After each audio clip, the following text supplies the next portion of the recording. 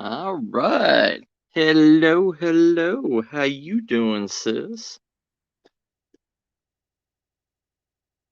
So, here's, you know, it's midnight, 1 a.m. Why not? Let's play a little game, right? Let's,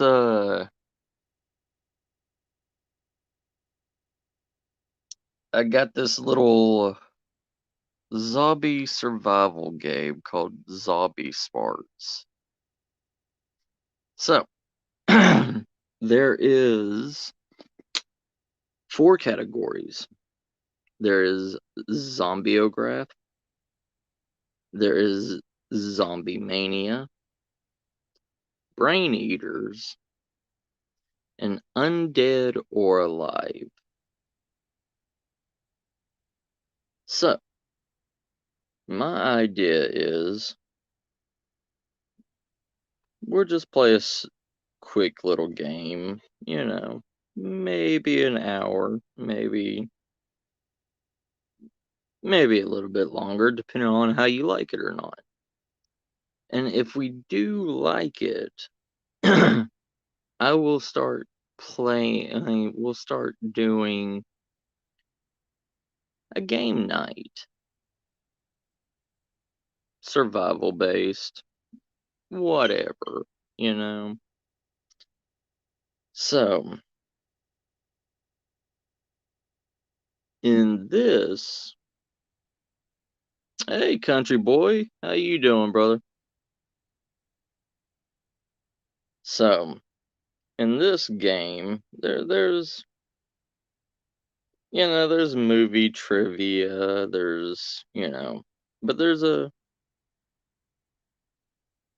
there's one section that I really like in it, and that's the undead and alive. Hey, Terry, brother.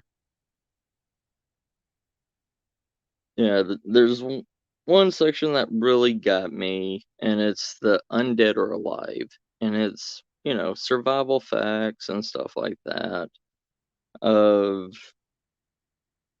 you know, there's preppers that prep for the zombie apocalypse.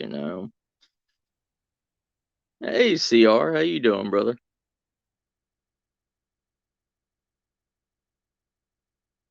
So we will do. Hey, Ryan, how you doing, brother? Ryan, you'll like this game. It's it's a zombie-based survival game that I ask questions and the chat gives me answers, and I tell you if you're right or wrong. So we'll go over this again. It's called Zombie Smarts. All right. We have four categories.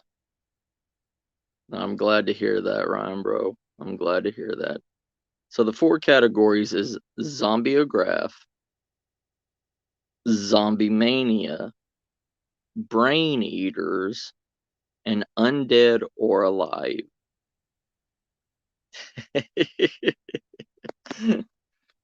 It's okay, Ryan. That's why you have me with you if the zombie apocalypse ever happens. Because I don't care about zombies. They don't bother me. So many cryptid tales of zombies throughout the years.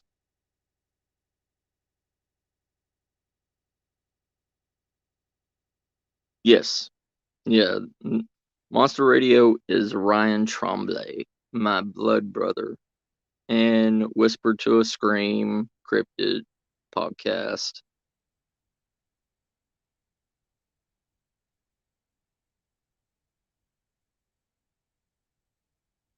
But so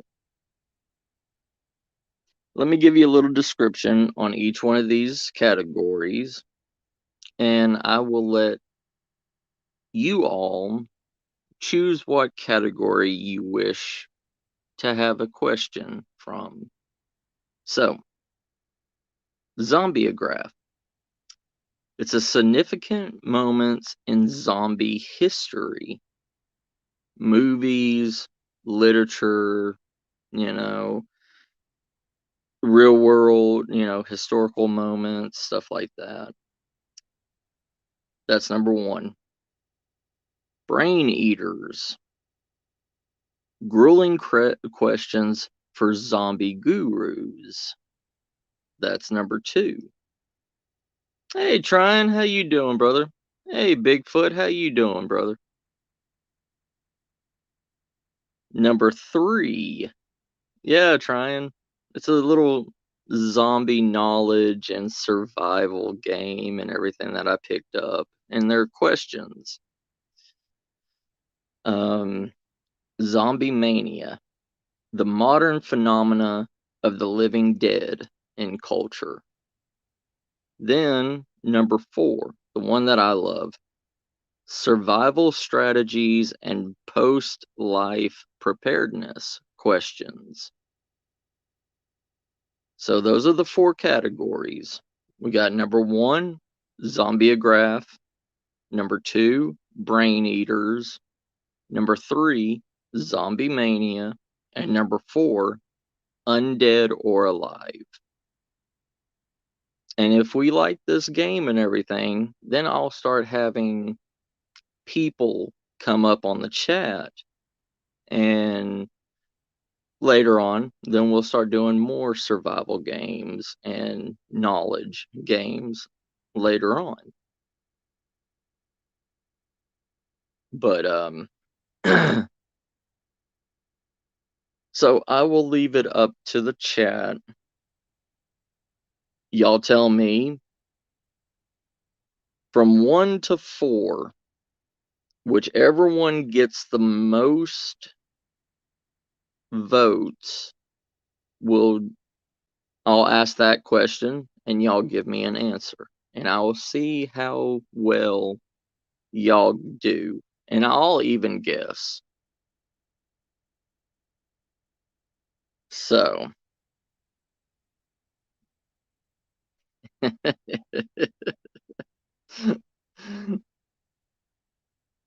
Oh, brother.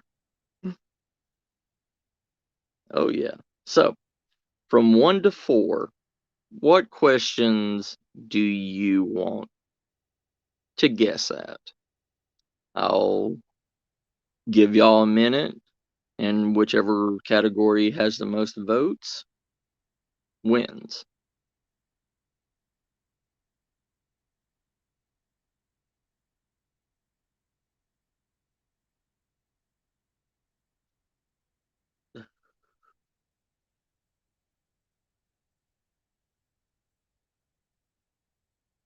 All right, so we got number 4 right now.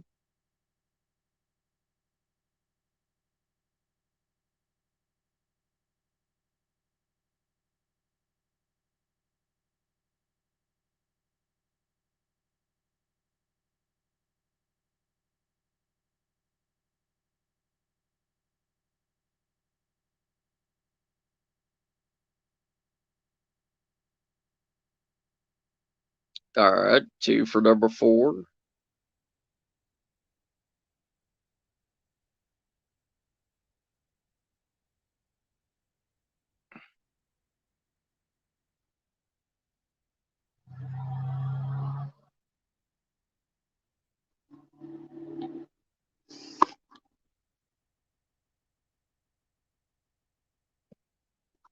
All right, 4, 3 for 4. It looks like number 4 is probably going to win, so I'm going to go ahead and get these cards out, and I'm going to shuffle these things because this is brand new, so.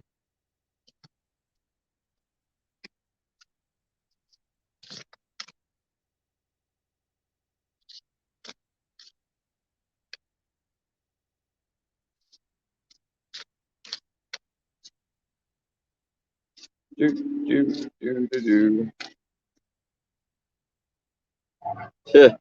4 also. All right.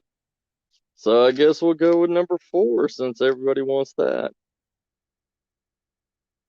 Alright, give me 2 more times to shuffle this.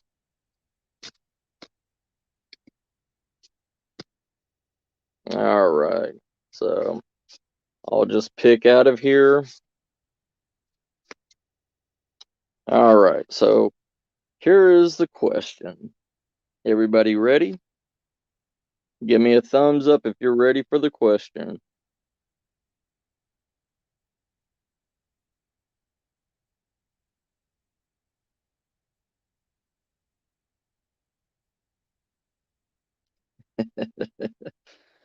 I'm glad, CR. I've got more of these survival games and everything that I'll start doing.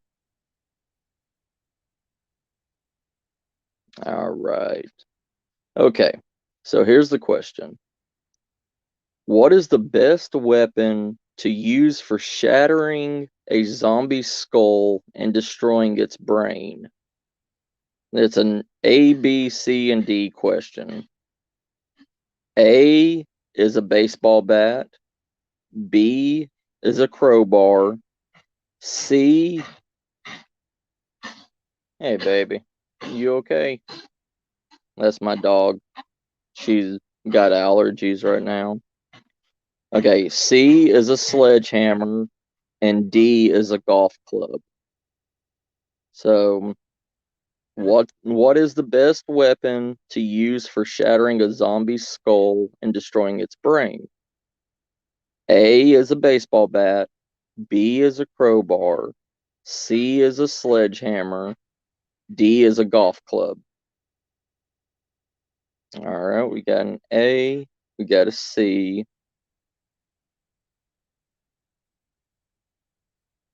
We'll wait for everybody else to answer.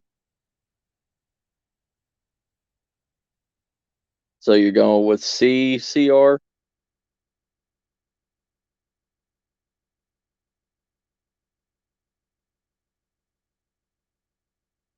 You're going with a crowbar also? All right. So we got an A, we got 2 C's, and a B.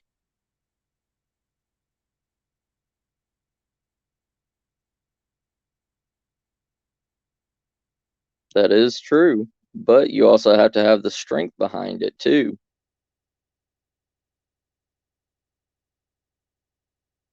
All right. Is that it? Is that all that's answering? All right. So, by this, the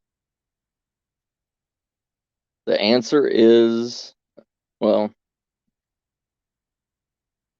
I didn't answer for this one because you can use pretty much any of them except for D to really do it.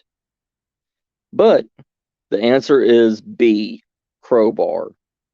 It says, according to Max Brooks, the author of Zombie Survival Guide, which is an actual book and an actual survival guide, a steel crowbar is the best weapon for causing major trauma to a zombie. Although any of the above mentioned weapons could be used in an emergency, the crowbar is the best choice because it's heavy enough to do the job, but small and light enough to carry if you're on the run.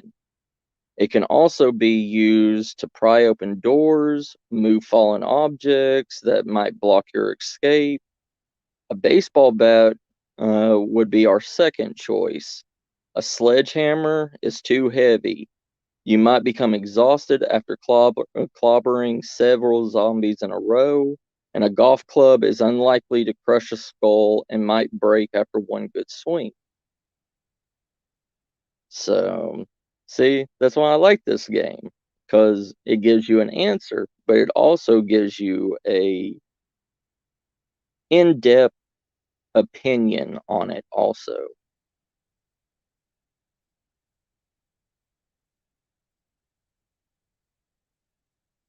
Well, you don't use it with the crow's foot first. You use the back side of well, what they call the spine of the crowbar. Um, because like it is a multi-purpose survival item. Um, and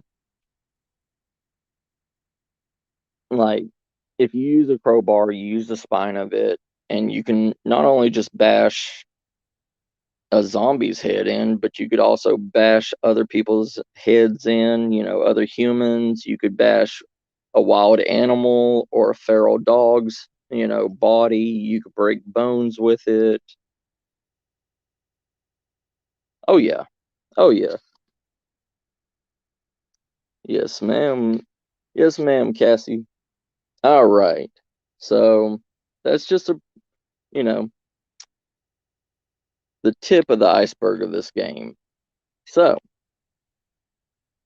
let's do our wheel of and questions again. 1 through 4, everybody. 1 through 4. 1 being zombieograph, 2 being brain eaters, 3 being zombie mania, and 4 is the one that we just you know did, which is undead or alive.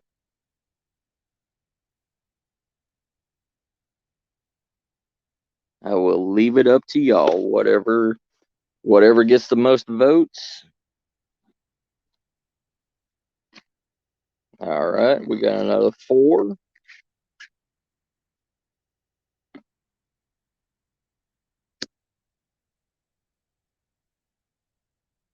Ryan gets a Twinkie for getting that right. You get a Twinkie. Number 3. All right. So we got 1 for 4, 1 for 3.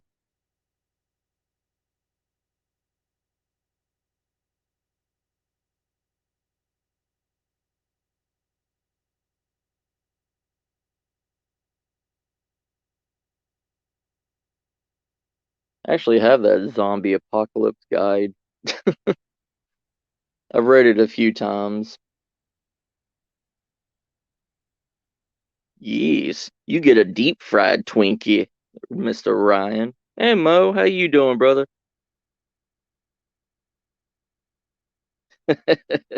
CR.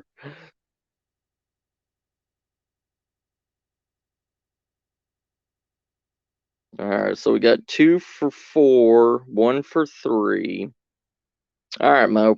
So we're playing a zombie survival game where I ask questions, y'all give me the answers. Since you're just now coming in, Mo, I will go over a brief description of everything and let you know. So we have 4 categories. First category is Zombieograph, which is significant moments in zombie history. We got number 2, which is Brain Eaters, grueling questions for zombie gurus. Number 3, Zombie Mania, the modern phenomena of of the living dead. And number 4, Undead or Alive, survival strategies and post-life preparedness.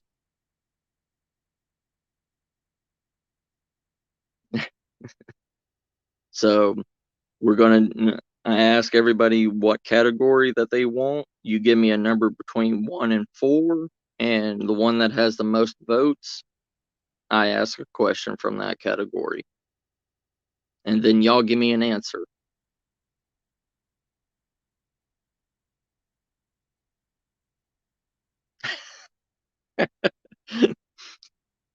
That's that sounds like a plan, Ryan. I will let you do it, sir. So we have 2 for 4, 1 for 3.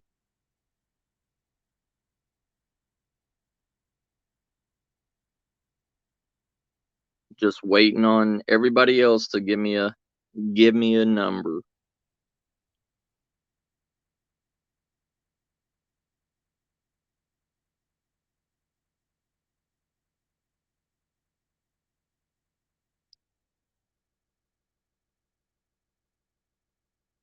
I'll cauterize your wound with gunpowder also, Ryan, so you don't bleed out all over the place.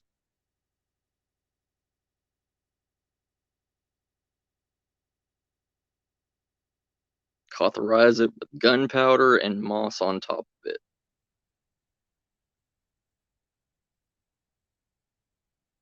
Two for four, two for three. Okay. I guess my...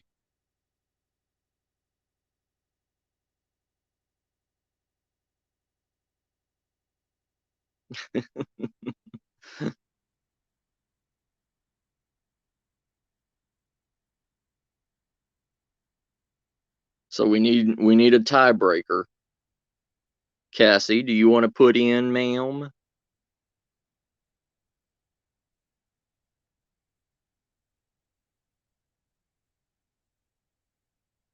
We need a tiebreaker.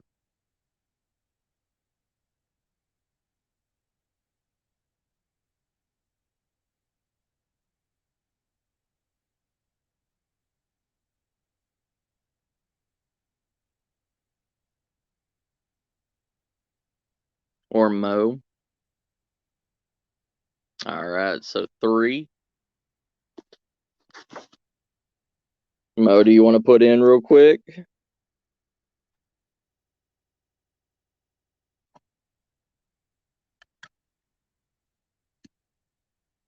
I'll go ahead and start shuffling three until Mo responds.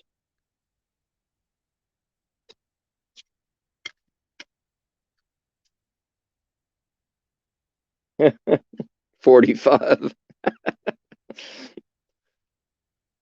I wished I had 45. Wished I did.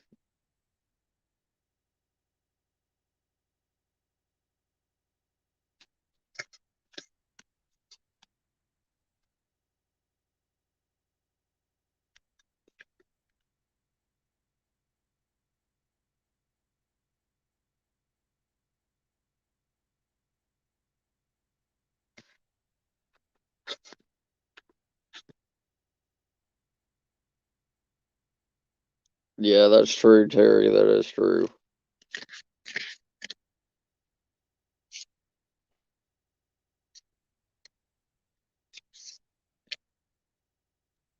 Nicole's here? Oh, it is you, Nicole. Oh, geez. Sorry, sis. How you doing? How you doing, big sis?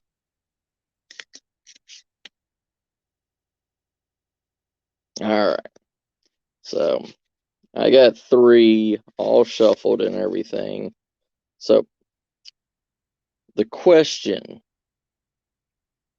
which famous actor plays himself in the movie Zombieland? A. Matthew McConaughey. B. Ted Danson. C. Bill Murray. Or D. Eddie Murphy.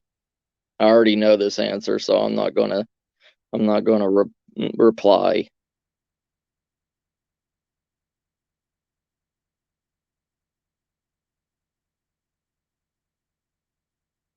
So Ride's going for C.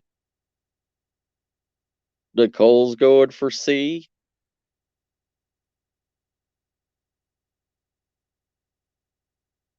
Trying's going for C. Morning Light's going for C. All right. So, yes, it's Bill Murray. That's it. No explanation. We don't want to ruin the movie for you. It's a spoiler alert card. So, well, that wasn't at least everybody got that. Hello, Morning Light. How you doing? So, Morning Light, you're new. I mean, you just came in. So, we're playing a zombie survival game where there's four categories: Zombieograph, which is a significant moments in zombie history; Brain Eaters, which are grueling questions for zombie gurus. Number 3, Zombieomania, which is the modern phenomenon of the living dead.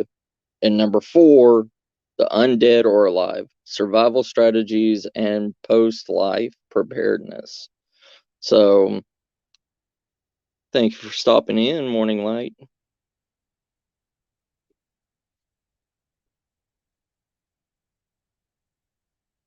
Right. Thank you, Nicole, sis.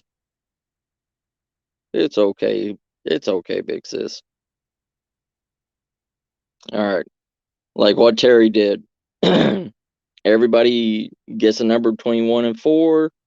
Y'all choose 1 through 4, and the number that has the most votes gets a question asked, and y'all give me an answer, and I tell you the answer.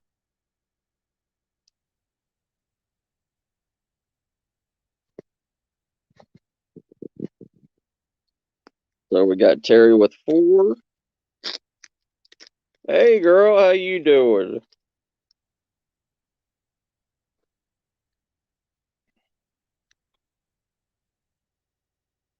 All right, so we got 2 for 4. All right, Ash. So we're playing. I don't know if you came in when I was telling you this, when I was saying it, but we have 4 categories: Zombieograph, which is number 1, significant moments in zombie history. Category 2, Brain Eaters, grueling questions for zombie gurus. Number 3, Zombie Mania, the modern phenomenon of the living dead. And number 4, survival strategies and post-life preparedness.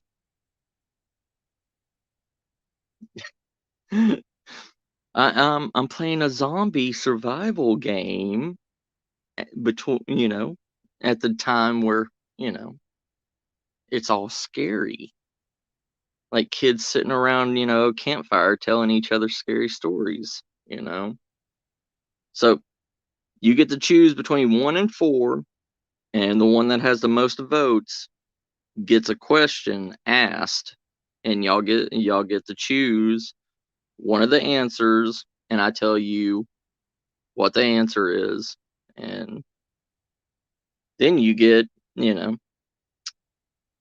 you get a Twinkie for every right answer. So all of y'all got a Twinkie that got it right last question.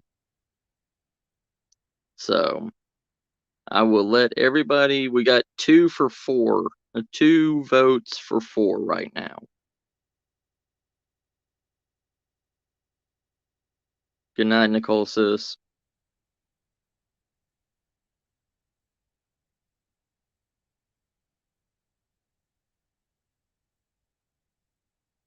So let me see your numbers. Drop your numbers.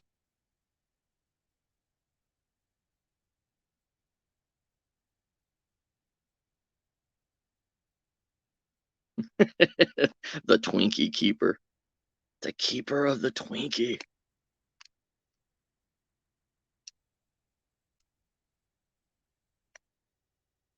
Oh, you get to choose. Choose a category. We're doing a new one right now, Ash.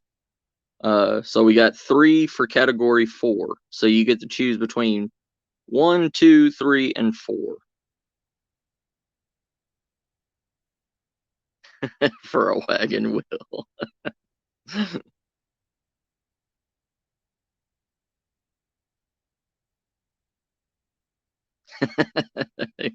Good night, morning light. Take care. All right, so 4 again.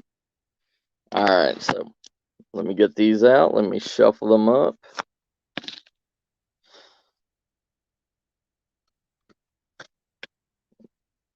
It's like 2 or 3 shuffles. Give it a truffle shuffle. All right, so here is the question. The question is, a zombie's body temperature is A, between 55 and 65 degrees Fahrenheit, 13 to 18 degrees Celsius. B, 65 degrees or 75 degrees Fahrenheit, 18 to 24 degrees Celsius. C, 75 to 85 degrees Fahrenheit, or 24 to 29 degrees Celsius. Or D, 85 to 95 degrees Fahrenheit and 29 to 35 degrees Celsius.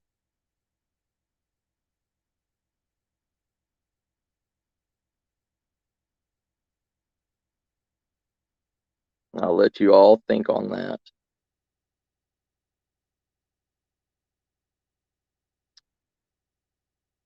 Since I don't know this answer, I will go with A, 55 to 65 degrees Fahrenheit. B is 65 to 75 degrees Fahrenheit.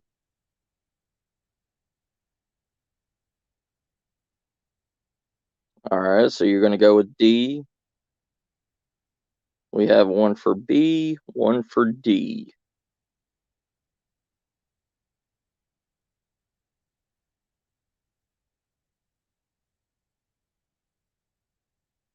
Roar. All right, B. We have two for B, one for D, one for A.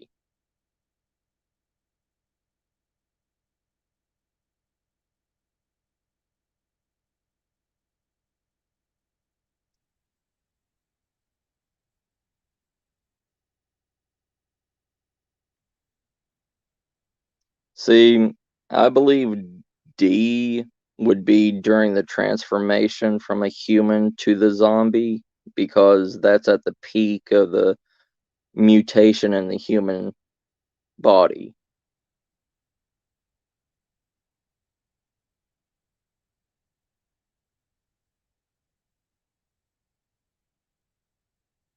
All right.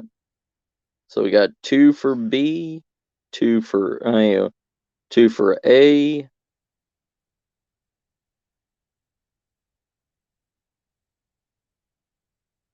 All right. Anybody else going to answer?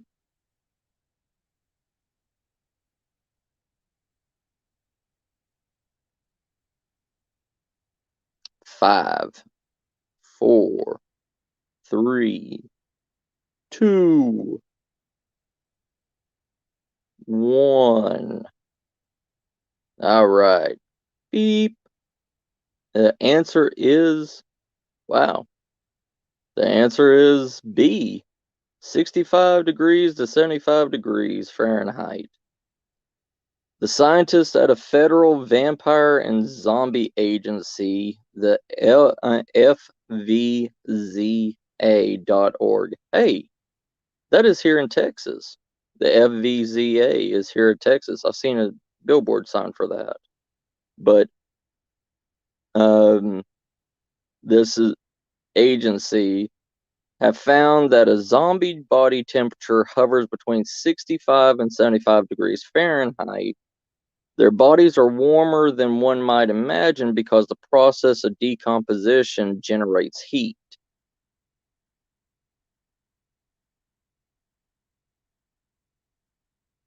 Good job. Good job, Ash. Good job, Terry. Y'all get a Twinkie.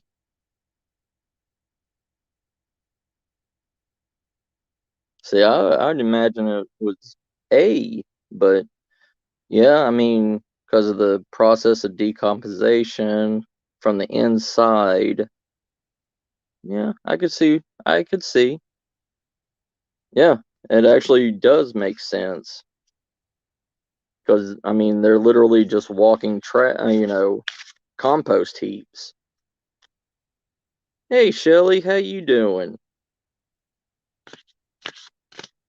All right, Shelly. We are playing a game called Zombie Smarts.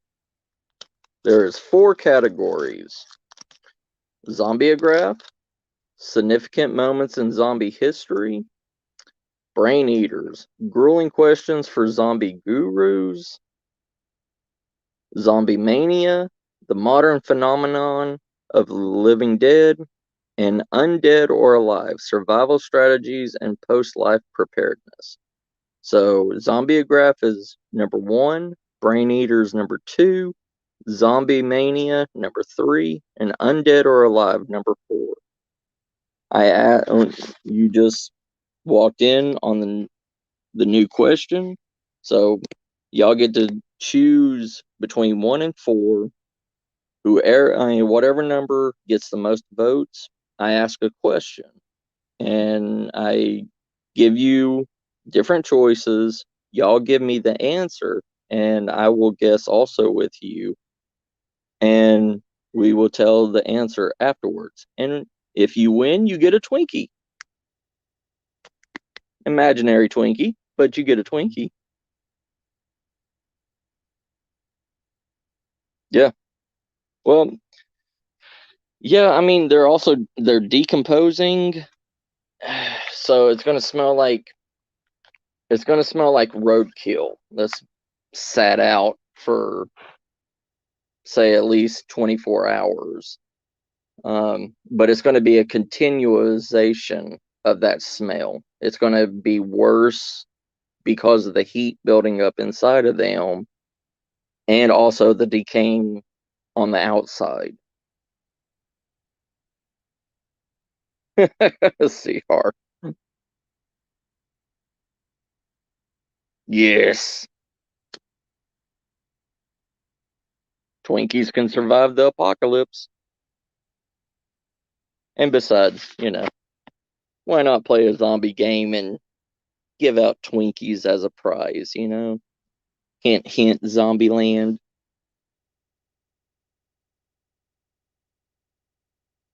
All right, so next question. So we got 2 for 2, 1 for 3, 1 for 4.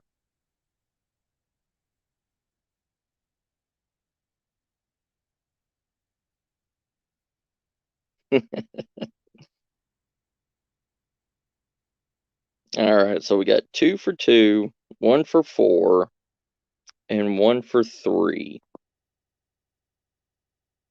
Would you like to get in on this, Shelly?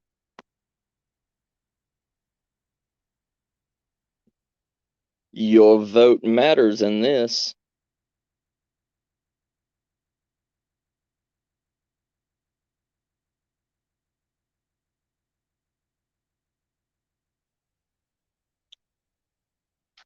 CR, what about you?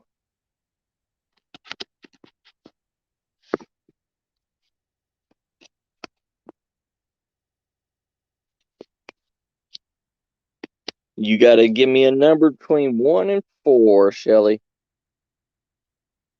We got to see which one is going to be the question.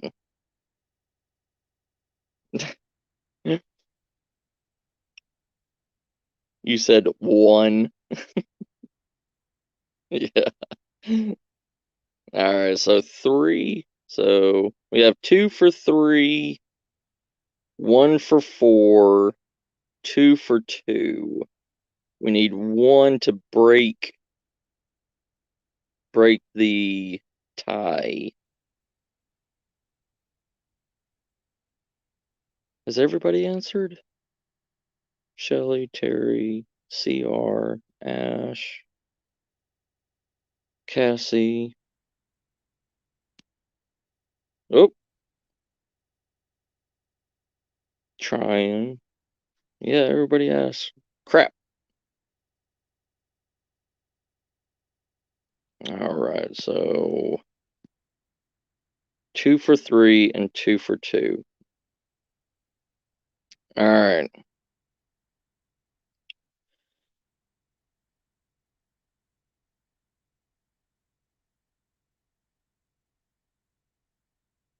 Ah, we got Eli. Okay, Eli can break it. Eli, we're playing a game. Give me a number between 1 and 4, and then I'll update you on what you voted on.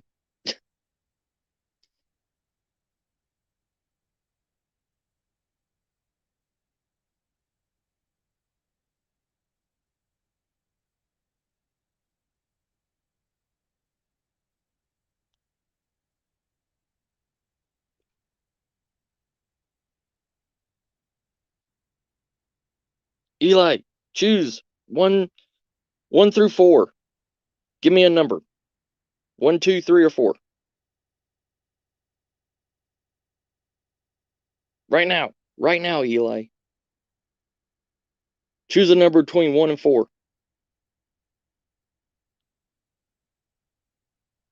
Then I'll go into the details of what you just done. You're breaking a tie right now.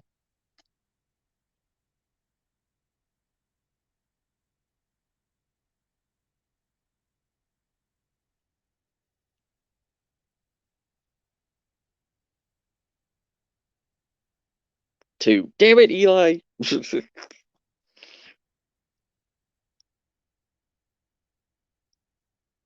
You know what? We'll go with number 2. We'll go with number 2 because we haven't done number 2.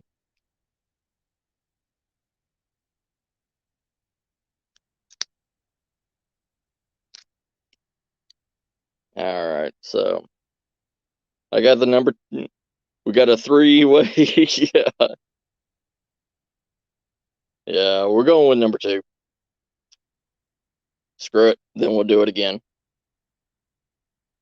Oh, bro.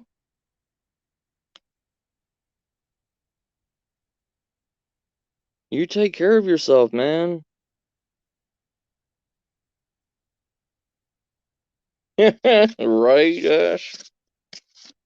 Number 2. You doing okay, Eli?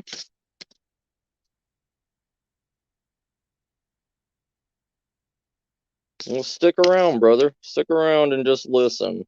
You may have fun doing this. Yeah. Alright, so the question.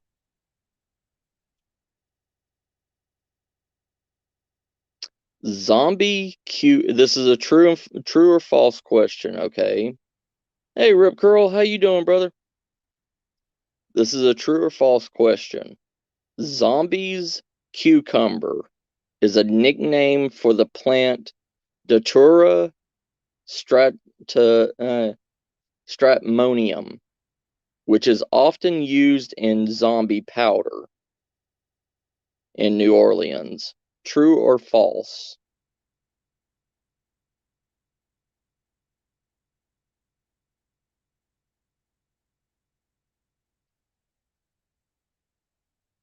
I'm not going to answer this because I dated a voodoo priestess.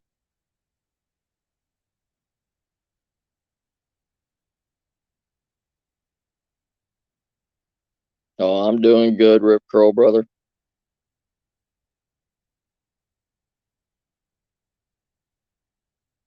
I'm glad to hear that, Eli. Okay, so we got true, true, got 2 for true.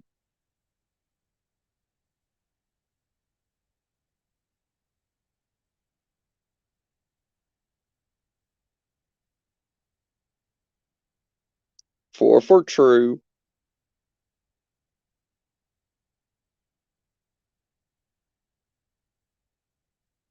All right. I'll count down from 5, and after I reach 0, I'll tell the answer. So 5, 4, 3, 2, 1, 0. All right, so the answer is true. Some voodoo sorcerers have admitted feeding zombies a paste that includes the Datura's stratmonium to keep them in a trance-like state called zombies cucumber and height height height. I can never say that word, but and Jimson weed in the U.S. This potentially fatal plant can cause amnesia, the inability to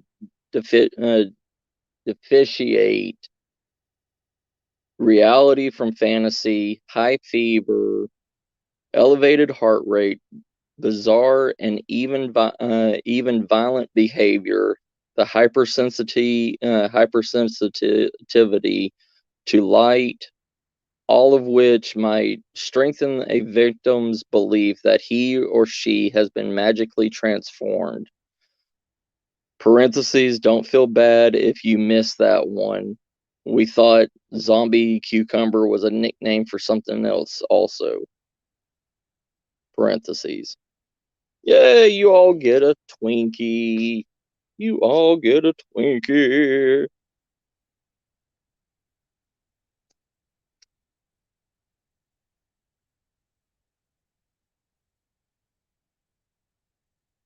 Yeah, it was true, Ash. You want me to reread it? Oh, well, I shuffled it back in.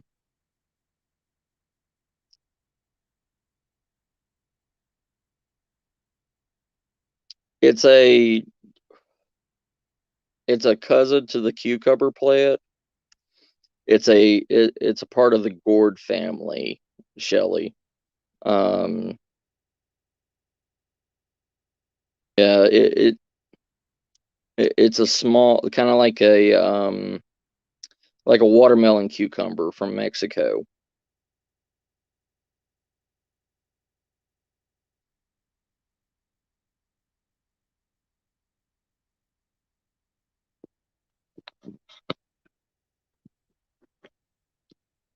Ooh, steak sounds good right now.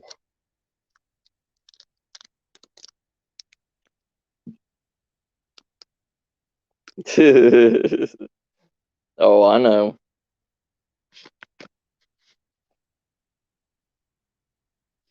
Yeah, there's plenty of wild edibles and everything out there that do give a trance like state. Makes you feel really good.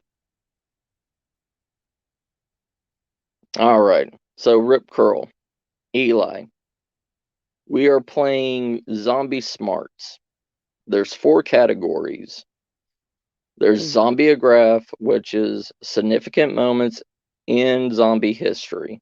There's Brain Eaters, grueling questions for zombie gurus, Zombie Mania, the modern phenomenon of the living dead, and Undead or Alive, survival strategies and post-life preparedness. That goes from 1 being Zombieograph, 2 Brain Eaters, 3 Zombie Mania, and 4 being Undead or Alive. What I need y'all to do now is tell me a number between 1 and 4, and whichever number has the most votes, I ask a question from the cards, and I give you the predetermined answers. You take a guess or true or false, and I see who's right and who's not.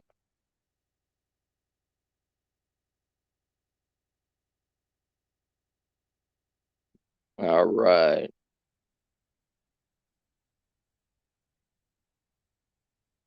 All right. Take care, Shelly, sis. Thanks for coming by. Hey, Steven. How you doing, brother? All right. So choose a number between 1 and 4. 1 and 4. So we got 1 for 1, 1 for 4.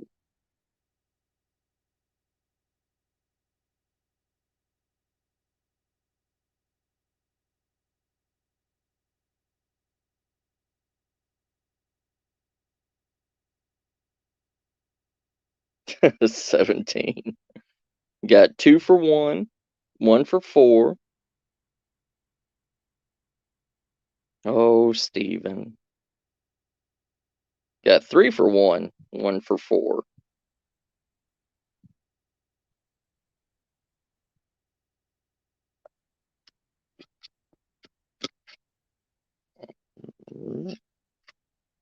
3 for 1, 1 for 4. Then Steven with his 17.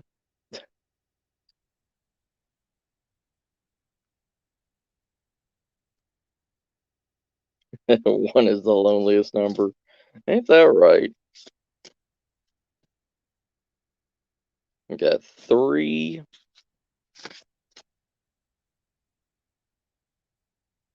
Yeah. I got 1 right now shuffling.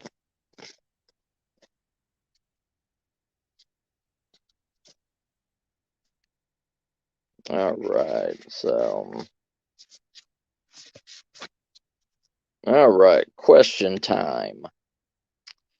Which comedic actor starred in The Ghost Breakers, the first popular horror farce featuring zombies?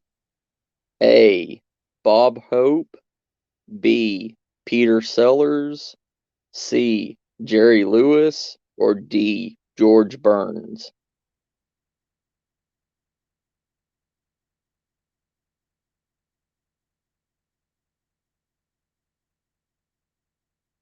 I have no clue on this. Um, knowing maybe the time frame, probably C. Jerry Lewis. I'm going with C.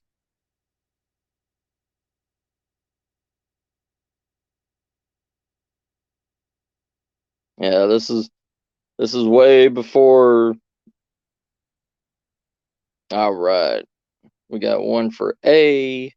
Yeah, I never saw it either. I never even heard of that movie. All right, so countdown to from 5 to 0. Everybody get their guess in. 5, 4, 3, 2, 1, 0. That Ash is right. A. Bob Hope. The Ghost Breakers was era 1940. Starred Bob Hope as Larry, a radio announcer who ended up marooned on an island of zombies. One scene from the film has been viewed nearly 2 million times on YouTube. Jeff, when a person dies and is buried, it seems there's a certain voodoo priest who have the power to bring him back to life. Mary, how horrible. George, I know, Jeff. It's worse than horrible because a zombie has no will of his own. You see them sometimes walking around blindly with dead eyes, following orders, not knowing what they do, not caring. Larry, you mean like a. Oh, God. You mean like Democrats? Oh, jeez. Oh, God. Oh, I should have stopped. I should have stopped. But that was a quote from that movie. That was a whole entire scene from that movie.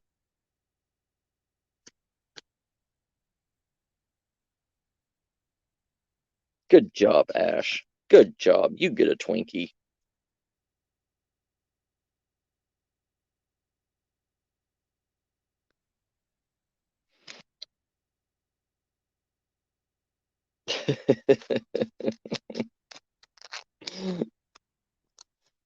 Yeah.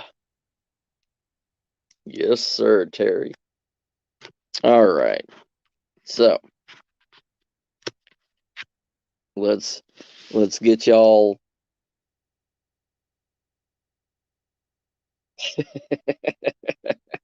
Nah. Ash, I like a girl with meat on her bones.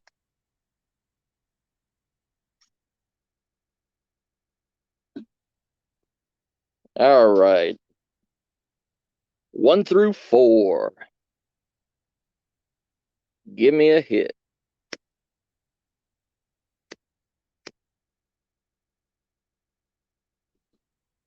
All right. 4. 1 for 4.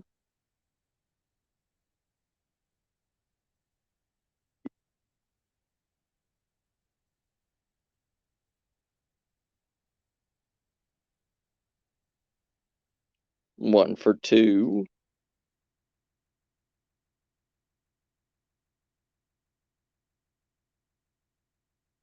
Hello, James. How you doing? How you doing, brother? 1 for 3.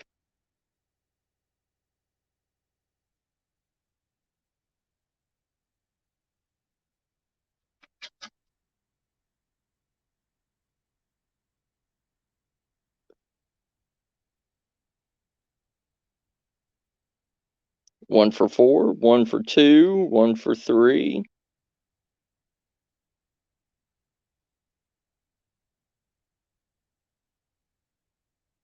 It's just up in there right now. I need a number from y'all. Free! Free! 2 for free. Tree 50.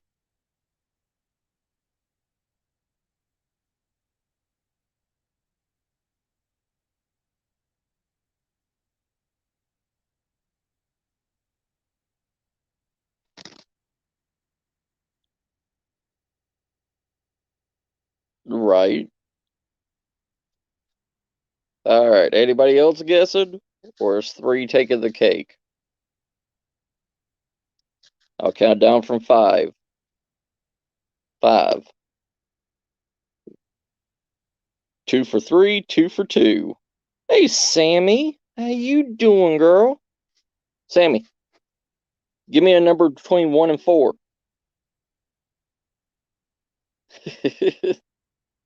Yes. 3 for 3.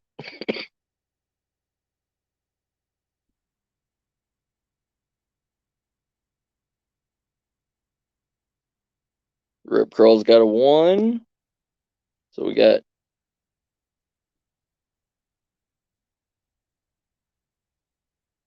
Sammy. Sammy, give me a number. 3. All right. So 3 takes the cake. All right. So Zombie Mania.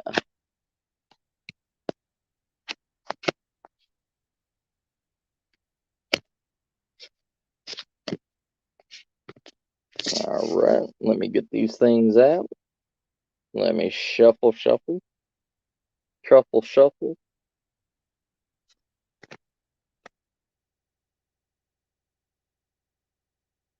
It's all good, Ash. That's what I'm gonna start doing. I got plenty of like survival games. I have one called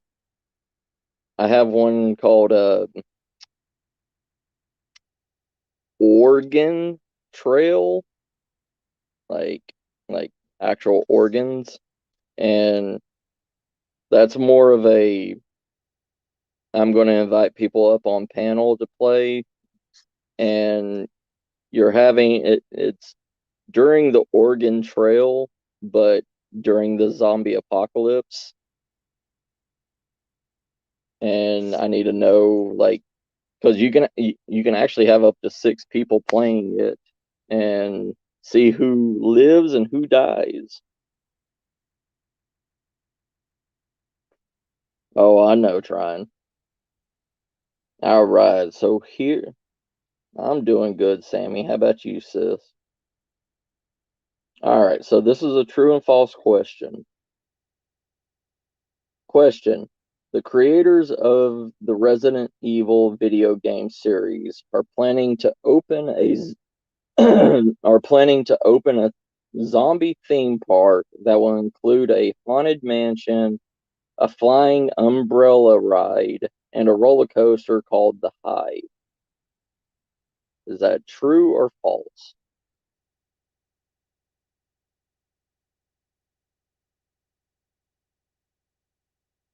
Yes, we can bring our stick dinosaurs.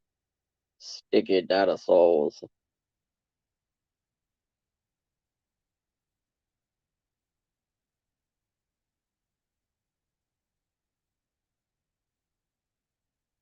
We got 2 for false. 1, I have no clue. 3 for false. CR with his umbrella. All right. So it is false. Resident Evil has been adapted into films, comic books, novels, action figures, even even an energy drink. But as far as we know, there's no plans to create a Resident Evil theme park. We just made that up. But it would be kind of cool, don't you think? All right, you all get a Twinkie. You all get a Twinkie.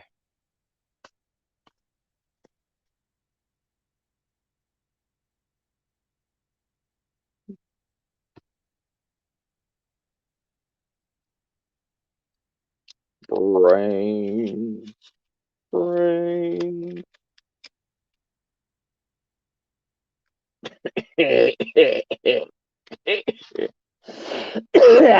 Oh, God. Just hawked up a lung. Nice. I want a pet rock from New Zealand.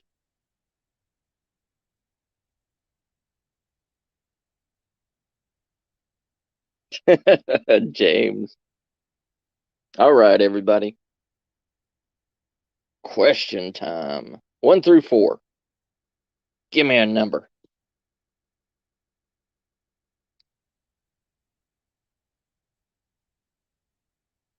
Especially when you put googly eyes on them.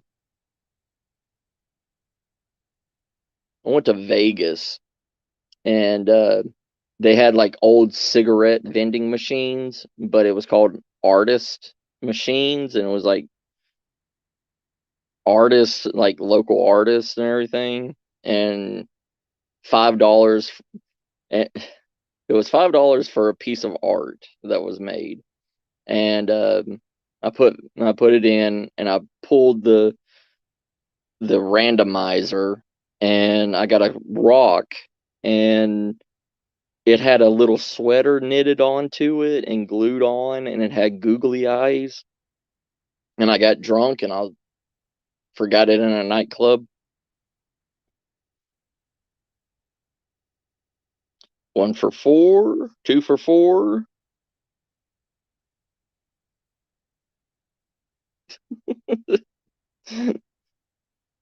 I'll, I'll give you a wagon wheel, CR.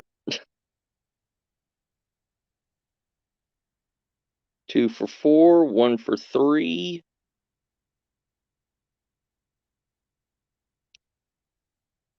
Mm.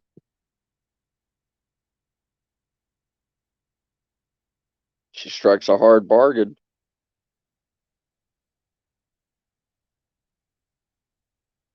I know. We got 2 for 4, 3 for 4, 3 for 4. All right. So 3 for 4. Doot, doot, doot. Undead or alive?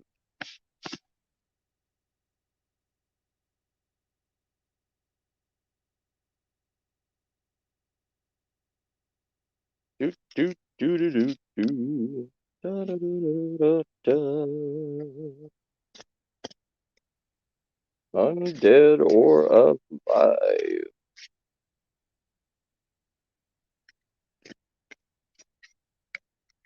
All right.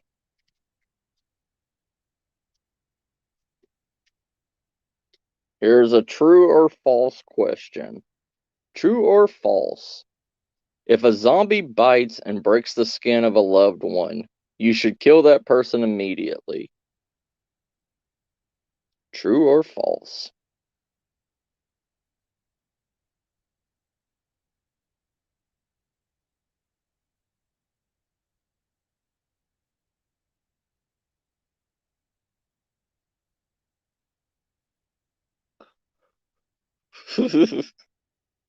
I do too. It's the perfect, like, it's like the perfect, orphan, story. I was bought, I was created, I was bought. All I had was this yarn wrapped around me. And now look at me. I run the Vegas underground. True, true, true. All right. Answer.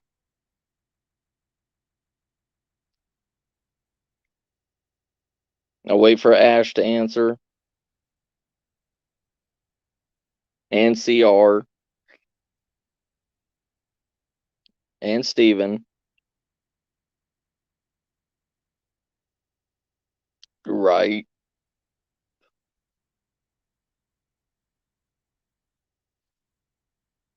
Just look at the sunrise.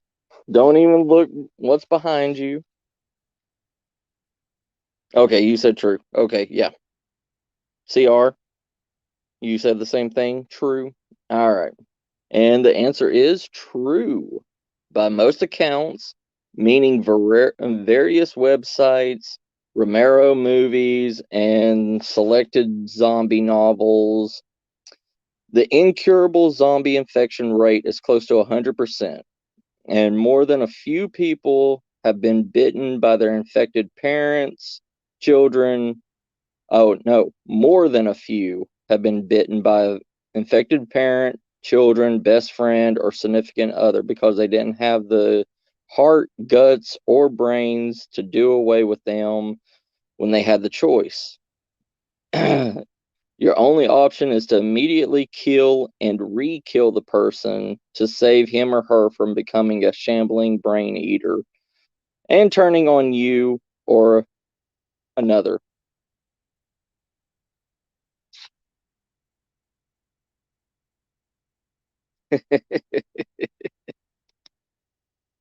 I just say, take a breath, look at the sunrise, and smile.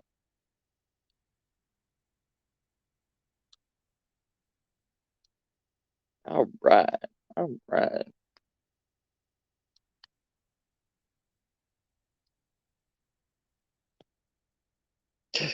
Yeah, my chat's really slow.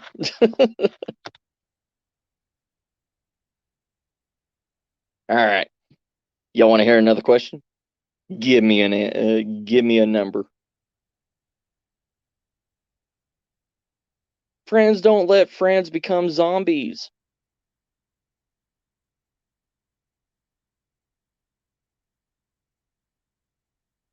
All right. 4. 1 for 4. 4.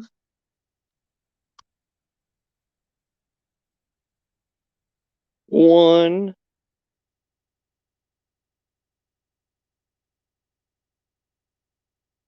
2 for 4. 1 for 1.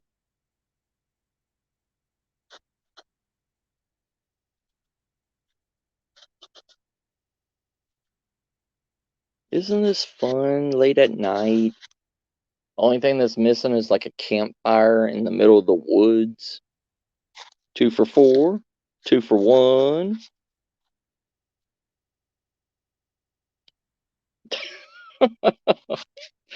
Oh, Terry.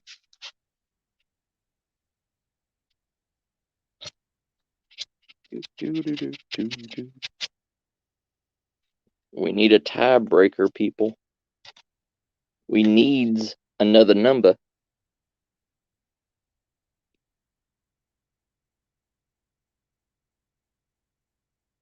Right.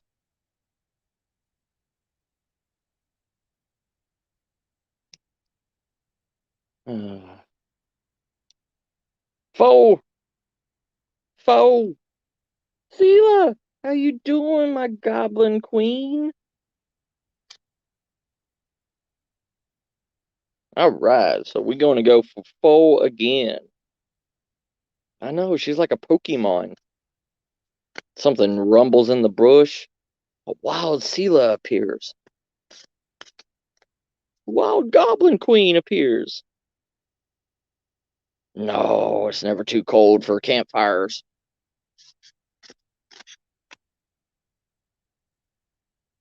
Yeah. Miss you. I miss you, Goblin Queen. I miss you.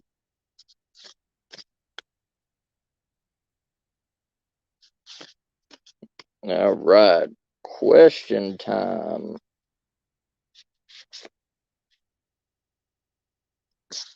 Well, that didn't work. I grabbed the same question as last time.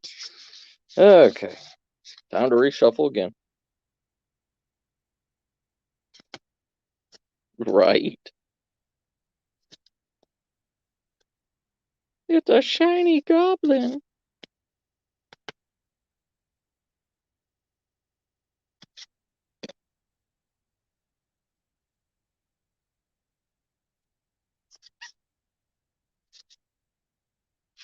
All right, here we go.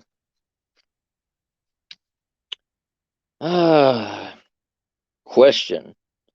You should already know that it's important to be physically fit in case of a zombie outbreak or any survival situation, parentheses. But what is the most important thing to train for? A, speed. B, strength. C, flexibility and balance. Or D, endurance.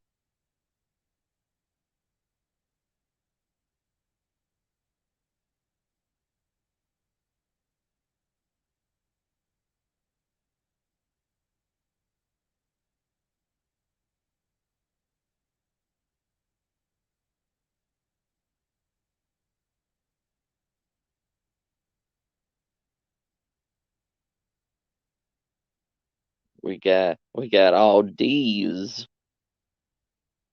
That is what my answer is too.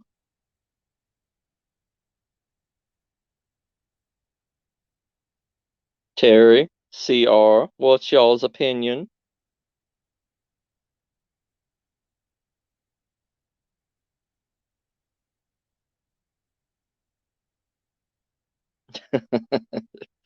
I understand, Ash.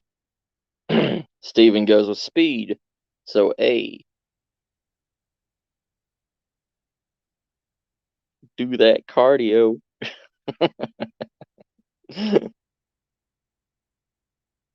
It's kind of a mix up for me, like strength and endurance, because you're gonna have to build up your strength for bashing type weapons, because you're gonna be crushing skulls. And even though it's still a rotting corpse, it is still bone. And bone hardens over time.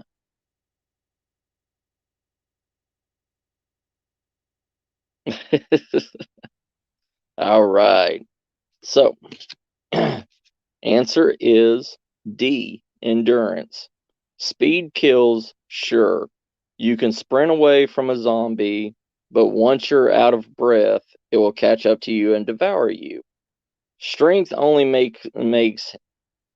matters in hand-to-hand combat, and you must avoid that at all costs. The undead often seem to have superhuman strength, so you never want to get too close to them. Flexibility and balance are great for your sex life, but they're not so important when you're trying to make a quick getaway. Endurance, on the other hand, is a lifesaver. All you have to do is stay out of the zombies' reach until they give up and look for an easier meat.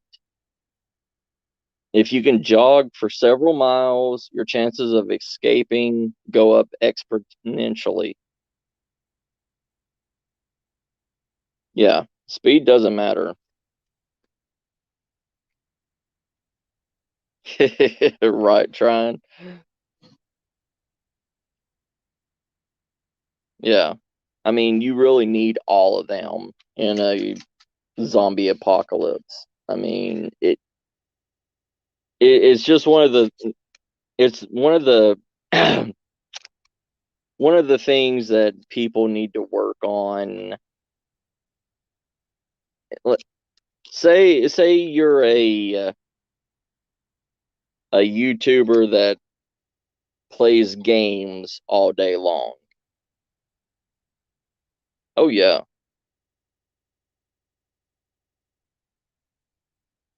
Yes, sir.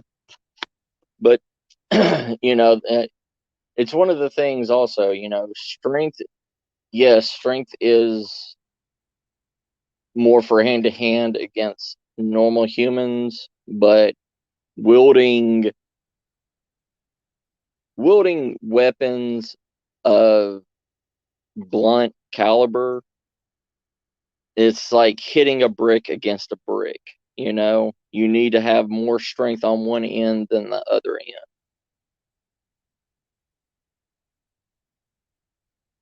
Yes, I most likely I will. I can't outrun a zombie anymore because I smoke so much. So mine is I would have a Zui handler, a 6.5 foot long sword, and I will behead zombies before it even gets to me. Or a claymore, or a bastard sword. Something, a bladed weapon of exponential reach. Or I would have a dio, a Chinese dio, which is a bladed spear. Right, trying.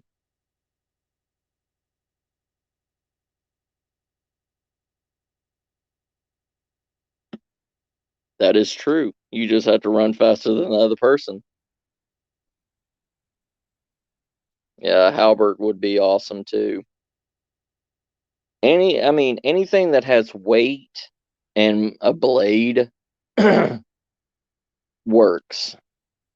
I mean, carrying around a sledgehammer and trying to use the momentum of a sledgehammer, it doesn't matter how physically fit you are. Even the you can even see it from the world's strongest men competitions. Those guys are built to pull tractor trailer trucks in neutral, and they still get wore out swinging a sledgehammer X amount of times.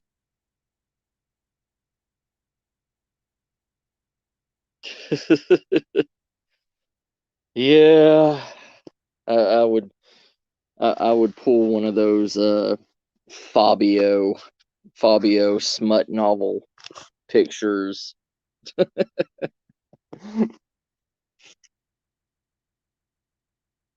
All right, question time. 1 through 4. Give it a rip.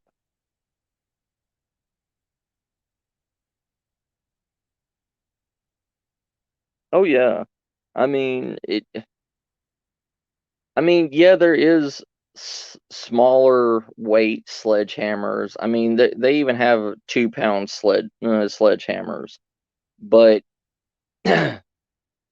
the the weight on one end and you know the lighter part on the other end, it, it's it's like picking up a bag of potatoes and just trying to carry it with your arms stretched out for X amount of time.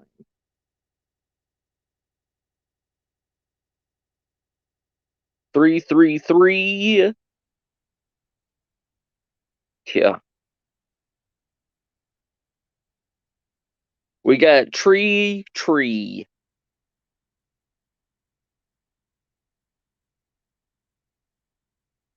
Yeah, but see, the bad thing about smashing a zombie skull would be the refraction of the blood and tissues, especially if you know, have your mouth open or your eyes or your nose, anything like that is detrimental. It could be the end of you.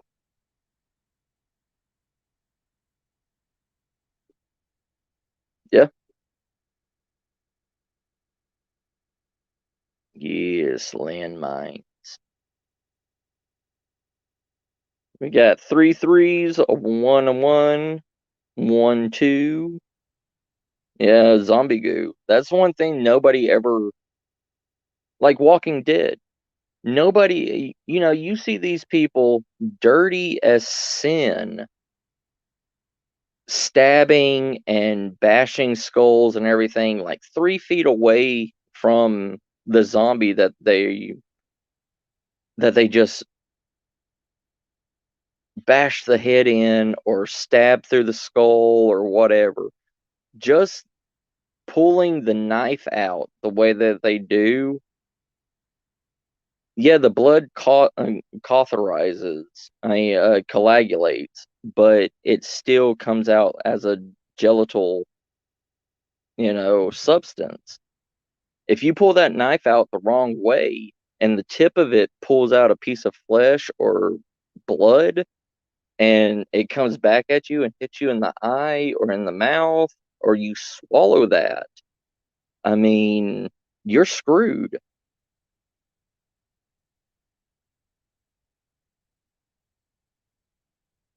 All right.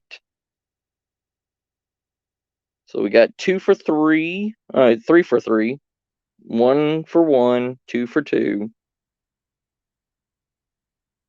Yeah,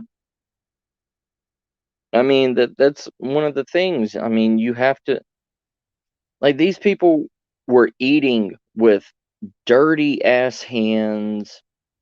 They were eating food, skinning animals, doing everything without cleaning themselves, without anything. And all that blood, all that gunk, zombies grabbing them, leaving their rotten flesh on their skin, just the slightest cut. And like, if a zombie grabs you on a slight cut, that is volatile. You're right, only half evil. You actually said one this time? That you did.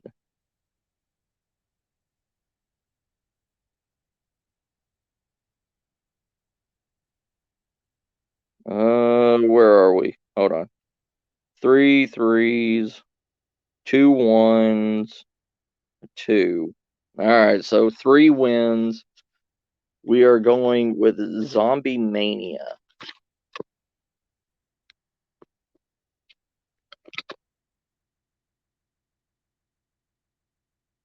Because, like, even in a survival situation, if you have an open cut and you can't take care of it, if you don't have any medicine at all or any way to cover that gaping wound, nature will kill you. I mean, you'll get infections that you can't cure because the grime, the dirt, everything that our body isn't normally meant to handle, because we don't have the same DNA structure as our ancestors did that, you know, that lived in that environment. Our bodies have become pampered over the years.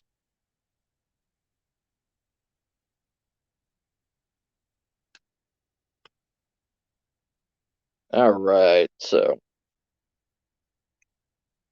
question time. All right. So, question. This is a A, B, C, or D question.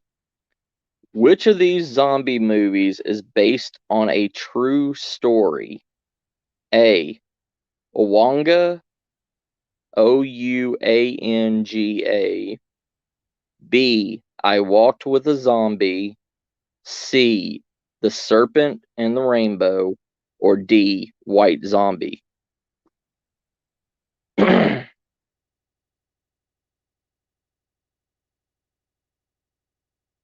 Yes, ma'am, I do.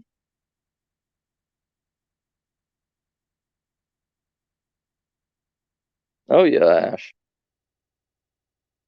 CR. Tryon says A. Scylla says White Zombie. D. Terry says D. Just give it a guess, CR. There is no dumb answers here, brother. You're going to say A, Ash?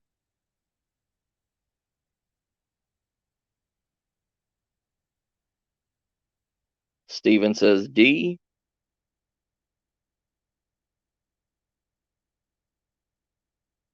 It's all good.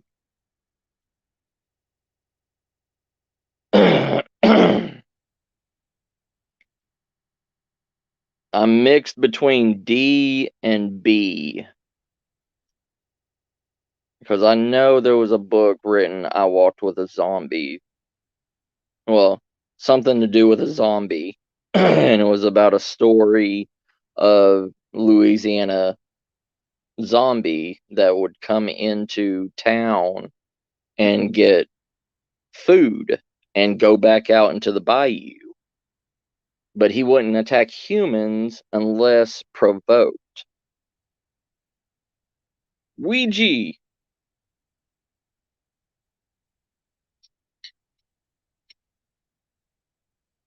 Thank you, Tron. All right. Y'all ready for the answer? You going with B? All right. Answer time. Nobody gets, not even me, nobody gets a Twinkie. The answer is C, The Serpent and the Rainbow. The Serpent and the Rainbow, 1988, is loosely based on Wade Davis's nonfiction book of the same title, in which a scientist from Harvard University travels to Haiti to study a voodoo religion and investigate rumors of living with zombies. However, the filmmakers dramatically altered the original story, adding fictional scenes of torture, corruption, sorcery, and violence.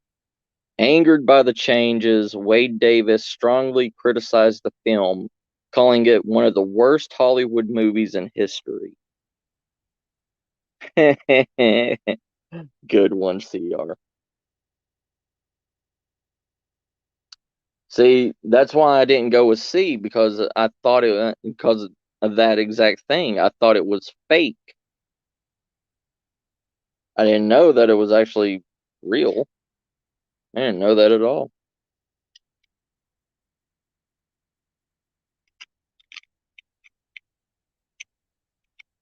But like White Zombie was a movie, was a band, was a story in Louisiana also. Oh well, can't always be right. All right, all right. Are y'all enjoying this? Yeah, yeah. That I knew that. Trying. Yeah, I knew that. But I didn't know.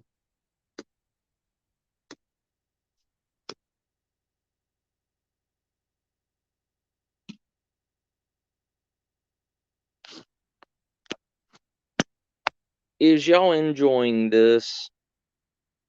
If y'all enjoy it, give me a thumbs up and a number.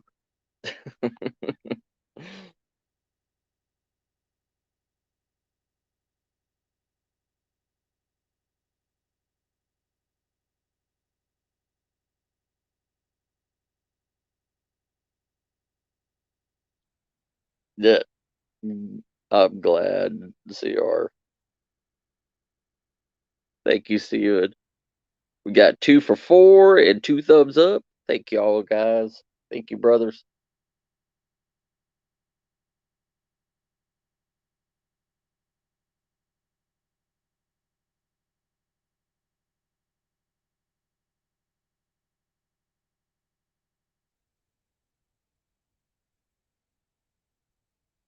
Oh, we got 2 for 4.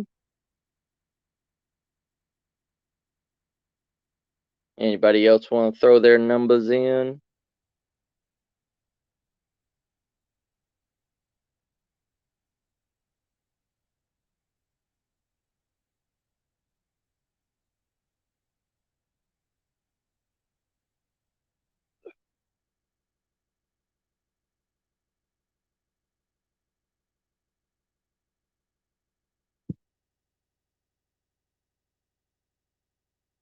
Yeah, the whole entire idealism of zombies. I don't know. I don't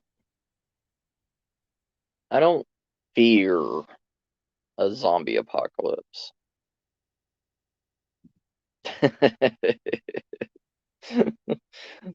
All right, we got 3 for 4. We got 1 for 3.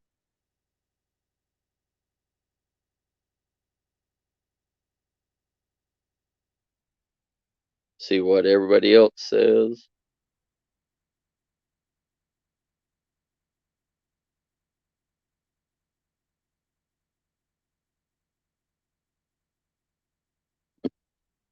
Yeah, like I know there's doomsday preppers and stuff like that are all wishing for a zombie apocalypse and all this stuff, but there would not be a rebuilding of society in a zombie apocalypse.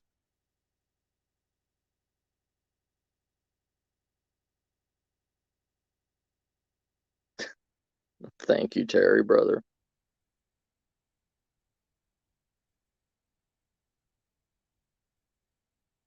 Like, because you got to think, these creatures will continue to live until their whole entire muscle structure deteriorates.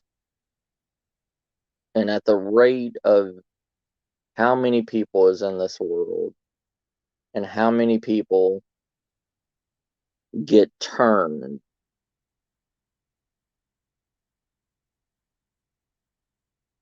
Oh, yeah. Yeah. Zombies is a metaphor of the sheep.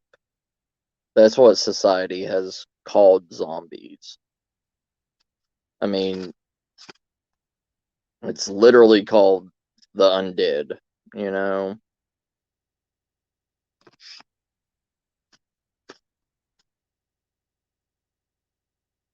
Yeah. Yeah, trying. I see it all the time also.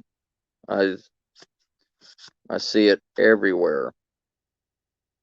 Especially when one major drug was on the market for a while, bath salts.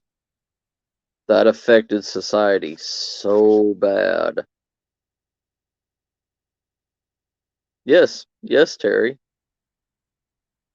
Like anybody that had the term was meant like in the 40s when we were talking about it. That was actually one of the first things, and it was a mindless society that is gullible and will believe anything. And also, zombies is a term for people that have not prepared, or people that have not learned to be able to survive on their own if a major crisis happens. Um, Zombies are after one thing and one thing only. If a major city goes down, you know, all the people of that city are going to attack each other, are going to rob each other for food, for whatever resources that they can get their hands on. And they won't think twice about killing somebody else or robbing somebody else and leaving them for dead, as long as they're able to survive themselves. And that's, the basis of a zombie. Zombies eat to survive.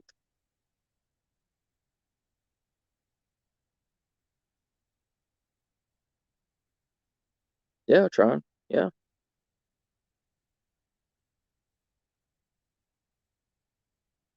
right. All right, family. Here is the question.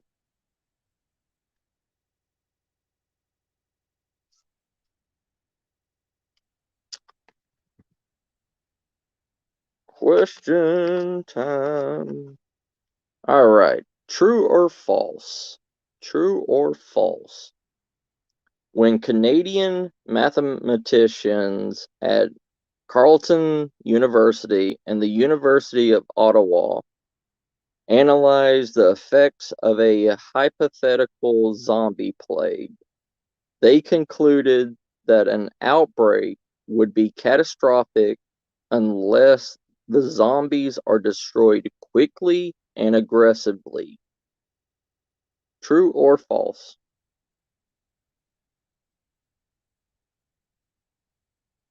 Oh, thank you, Terry. Wow.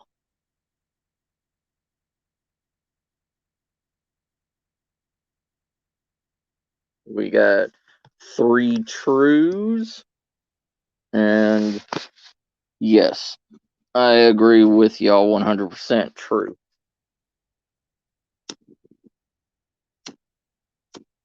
I'm just gonna wait for everybody else to answer.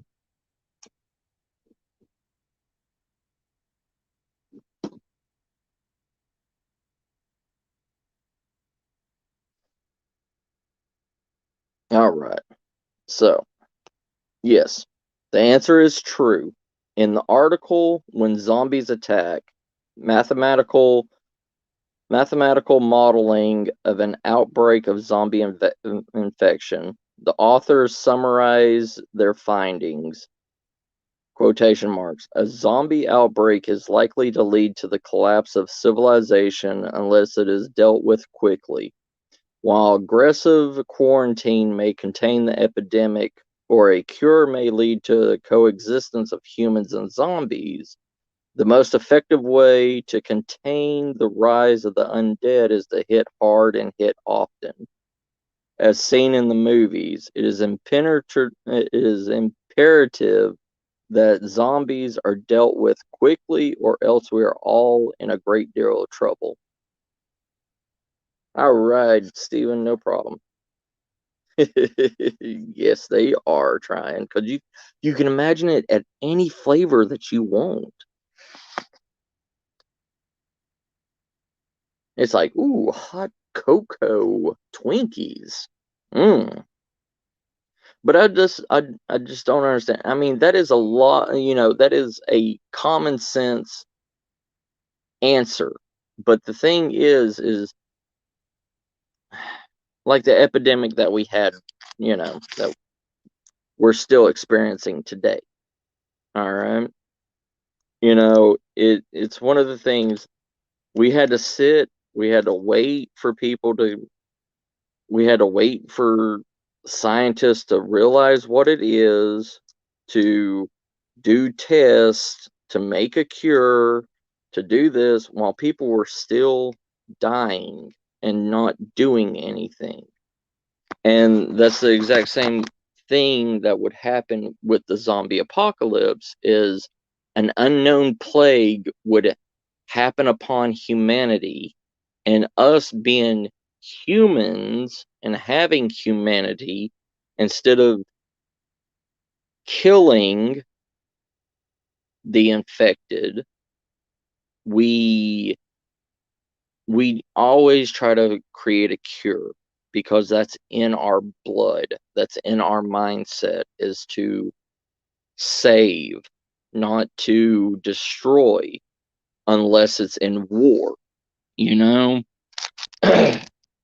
It's but most people, like a zombie plague that happens in this day of age, in this society, if somebody was infected with a zombie virus and they actually turned into a zombie and they were walking down the street or walking down an alleyway, shambling, whatever, in today's standards, I mean, in today's society, they would just see that as a homeless or somebody on drugs or whatever. They wouldn't they wouldn't put two and two together, because the body is still human and it's not decomposing yet. So it's one of those diseases, quote unquote diseases, that would slip under the human radar. You know what I mean? We'll wait until Steven comes back.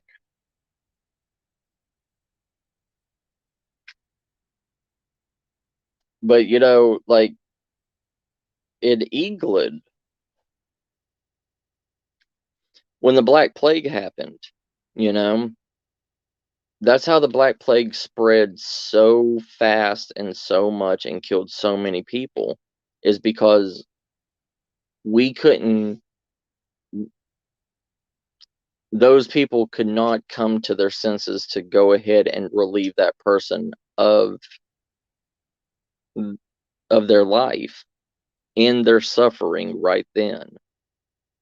So you saw whole entire villages die, food sources being poisoned. I mean, there was an account during the Black Plague that a child that was infected with the Black Plague went to the well to go get water, and they fainted from the fever and fell into the water, and nobody knew where this child went or anything, and they continuously drunk out of the water, that well, that water source, and it spread to everybody in the village and killed everybody. Yeah. Well, you know my geography, Terry. I just know bits and pieces that I remember of it. Welcome back, Stephen. All right, everybody. A number between 1 and 4.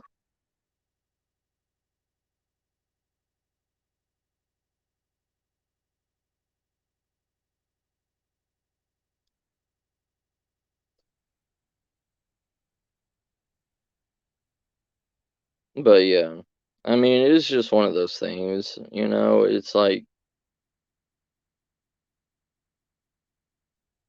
that's one of like what one of those those answers said. When would you kill a loved one if they got bit? Could you? The question is, could you kill a loved one that got bit? Would you have? Could you be the executioner of somebody that got infected, like your child? I mean, could you kill your own child? We got two foals. We got a deuce.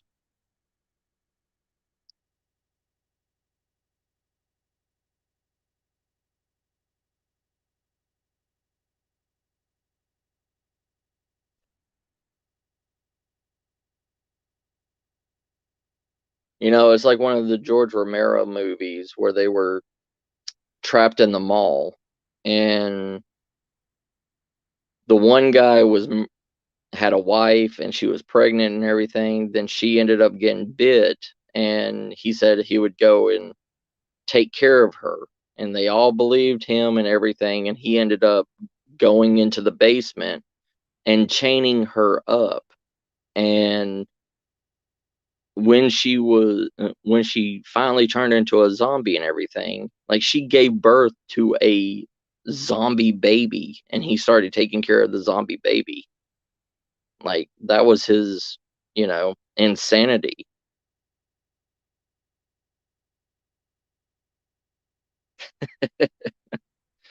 Yeah, I understand that, Terry.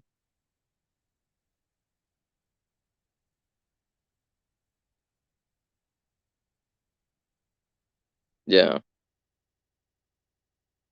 And see, that's another thing. Like,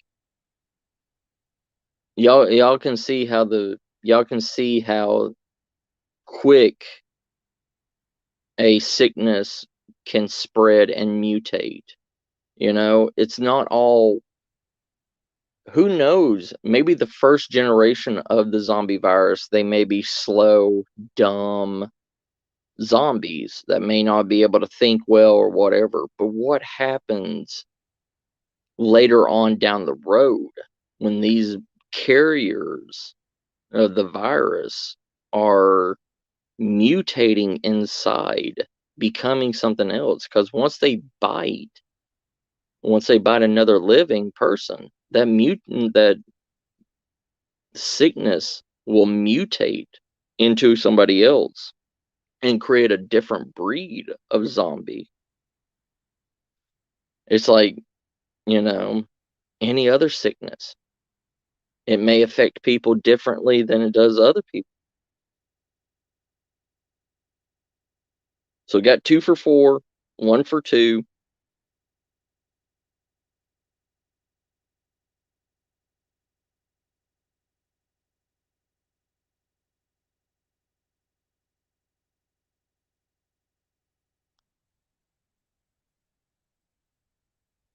Thank you, Terry, brother. Thank you so much.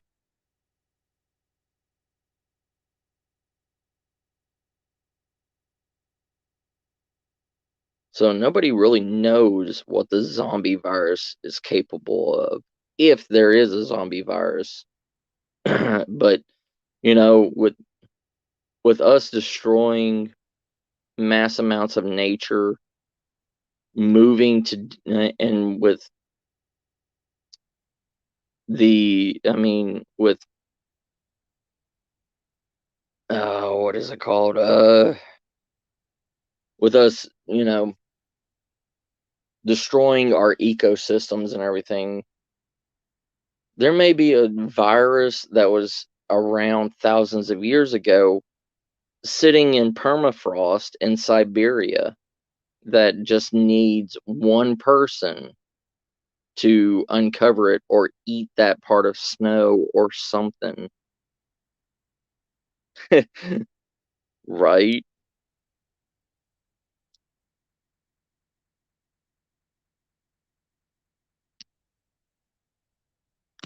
It's like what was that movie that came out?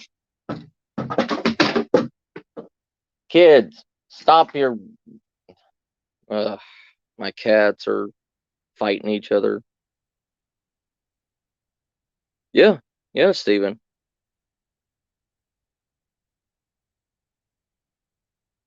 All right. So we will go with 4.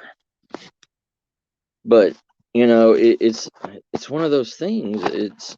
We don't know. We don't know what we're uncovering. We don't know. It's like, like what was that movie? 28 Days Later, you know? Yeah.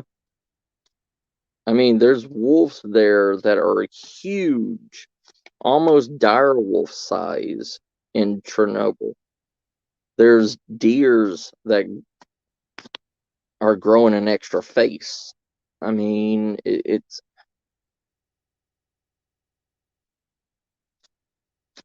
I don't know. I more and more in these in this day of age and everything. Yeah, they were what were they called? Berserkers or whatever, the ones that would just continuously run and run and run and had the red eyes. Yeah, like they were called berserkers or something. It's just one of those things to think about. Even though it's probably on the bottom of the survival list, like, a nuclear fallout, but yeah, yeah, Terry.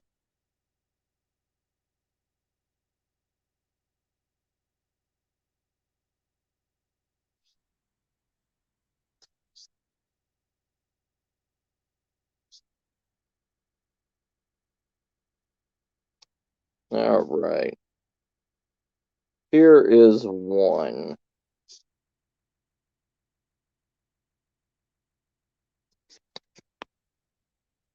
All right. Question. Which of these items is the most useful for surviving a zombie invasion? A. A chainsaw. B. A baseball bat. C. A handgun. D. A fire escape ladder.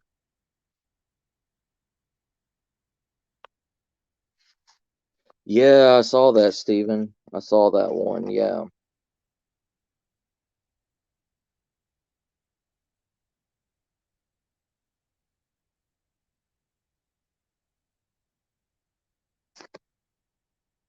All right, got one for C. Got one for B.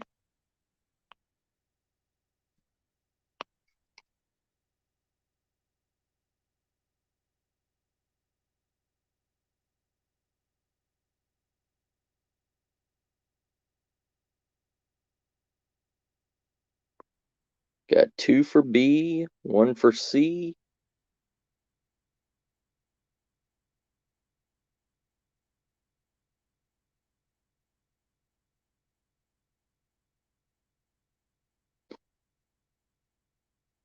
That is true, Tryon.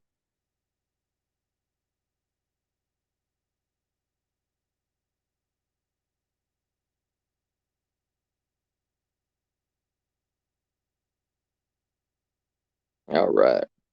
5, 4, 3, 2. Got one for B.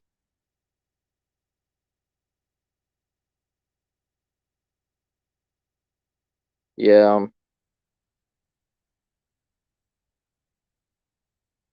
2, 1, 0. Answer time. You are not going to be happy with this answer. um, they say D, fire escape ladder. We know this answer might ruffle some feathers, but flight is generally better than fight during a serious invasion. You only have a snowball's chance of stopping more than a few zombies with a chainsaw, bat, or pistol. It's better to skedaddle away from the swarm as quickly as possible. A fire escape ladder provides a convenient way out of the multi-story building and can save your life when the usual exits are blocked by bloodthirsty brain eaters. But that's a situational item. You can't rely on a fire escape ladder for everything. Well, but I mean, yeah, it's good to get out of a scenario, or if you make a base in, say, an apartment building. But also, you got to look at. I know they say a fire escape building because you know the majority of humans live in big cities. They live in apartment buildings. They live in areas that are in the city. Right. Same here, trying. But that's what I'm trying to say. Like out here where I live in 7 acres. You know, I don't have a fire escape. I don't have any of that stuff. But that's only a one-time item. Right.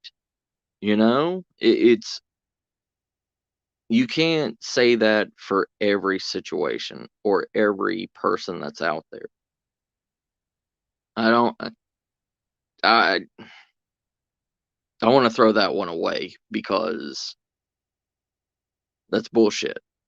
I mean, yeah, it'll get you away from an apartment building, or say if you have to go into town to scavenge for supplies, but by the time I mean, if you go to an apartment building and it's already swarmed with zombies on the inside of the apartment, you don't think that there's going to be more zombies at the very bottom of that fire escape ladder in that alleyway that you're climbing down into?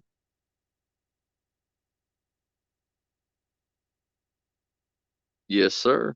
I understand that completely, trying, and that's that question pissed me off.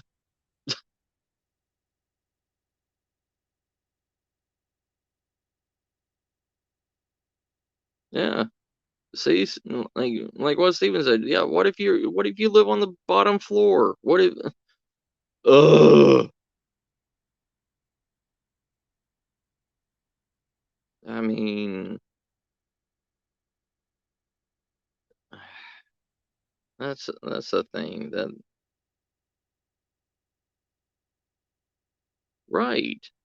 I mean, you in a fire escape ladder, it's on a slide mechanism. So when you hit that fire escape ladder to slide down to the bottom floor, it's going to make a loud thud, and the clanking of the metal because when it moves, the ruts of the ladder are clanking against each other.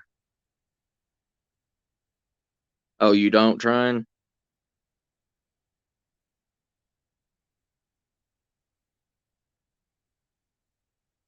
Yeah, you could do that, CR, but I just I don't know. I mean that I think they kind of gave up on ideas on that one because yeah, technically with a chainsaw, chainsaw seems like a great idea, but if anybody's ever used a chainsaw before, you see how much sawdust comes out of a chainsaw.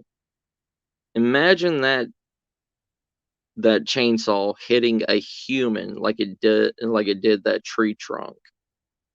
That blood and everything's going to be splattering all over the place. You're going to be covered in blood, you're going to be covered in, you know, meat. You have more of a chance of, yeah, you'd be covered in goo, and you would have more of a chance of getting infected that way than you would any other way. A gun, you have distance. You can pop a zombie 2 times in the head, maybe three, and it won't splatter on you.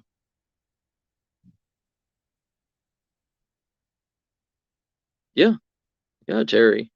And a baseball bat, yeah, you have to get up close and personal with the person, but like what Tryon said, a baseball bat doesn't run out of ammo, especially if it's aluminum, especially if it's a metal bat.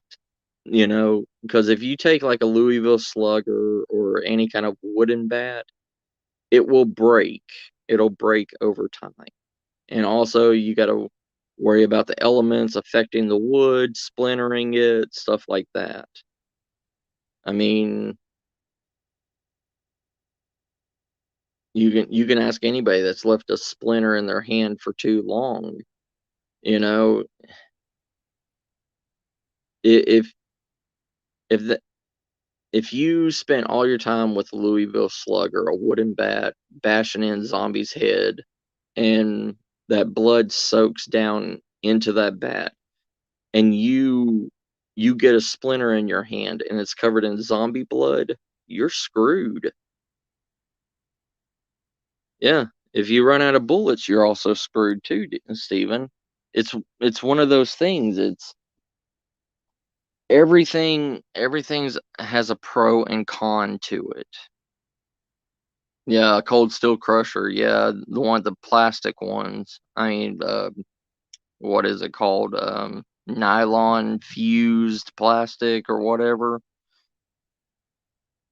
See, and also, yeah, polymer. That's it. High dense polymer. Yeah.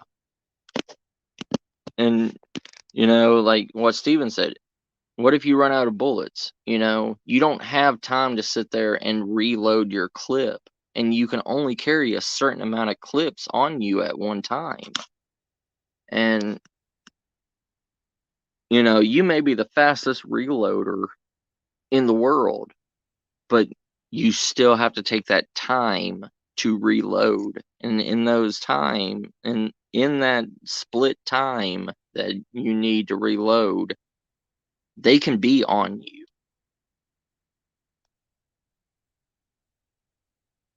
Yeah, see, in a situation like that,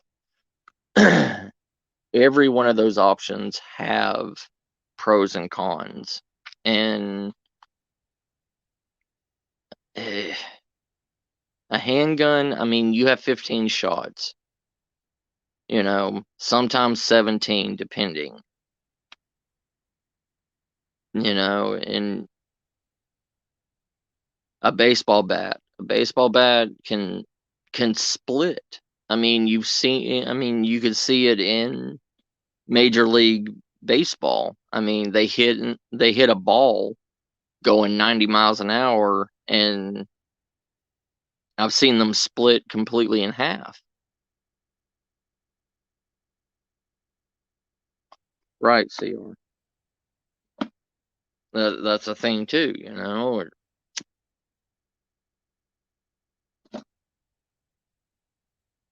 And like most people are going to grab either a aluminum bat or a wooden baseball bat. An aluminum bat, it's I mean, it's better than a wooden bat because you have so many problems with a wooden bat or anything with wood because it splinters and it also absorbs bodily fluids. That's why, gangsters of the, 20s and the 30s, when they used a Louisville Slugger and everything, they used a Louisville Slugger because it did the job and they can throw it in a fire and burn it.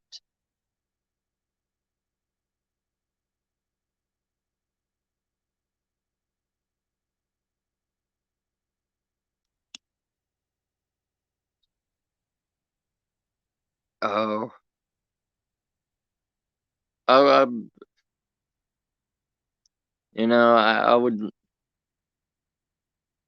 I try playing games, Terry. I just can't anymore. Pain.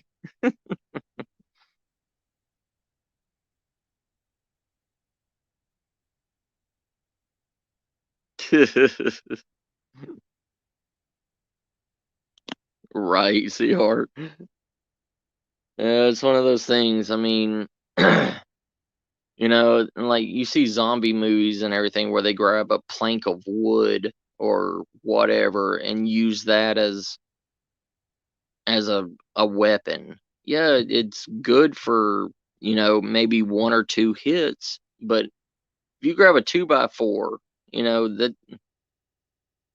that's got a crap load of splinters in it. I mean, you just run your hand down it the wrong way, and all you need is blood trickling down that and a splinter going through your hand. Boom, you're already infected. You ain't surviving anything.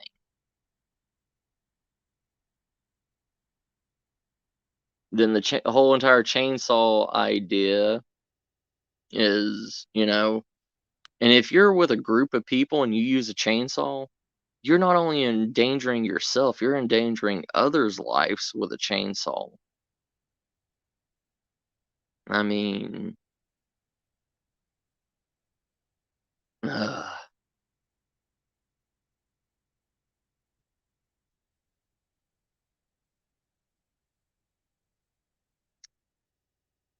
lot of that just goes to show you that just because they've done their research and everything on a lot of stuff doesn't mean that they know everything.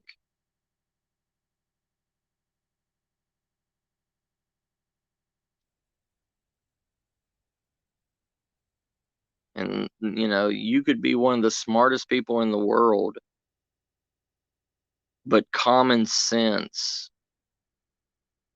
kind of outweighs book smarts in certain aspects. You know what I mean?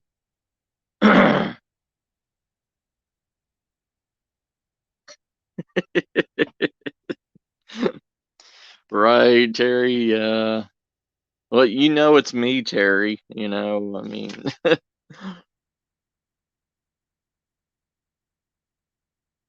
it's it's my fault. I overthink things way too much. Like,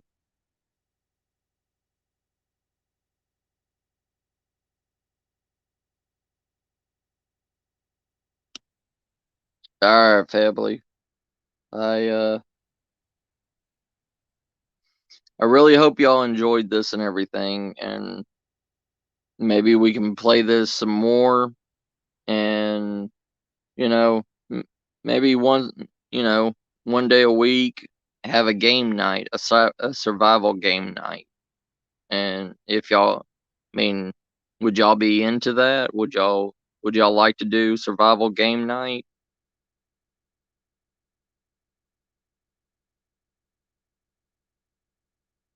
See, that's a question, trying, because the zombie wouldn't be a human anymore. So it's actually the disease taking over the body and making it more animatronic. I think I don't think the zombie would leave a ghost. I think the spirit would already be gone from the body. All right.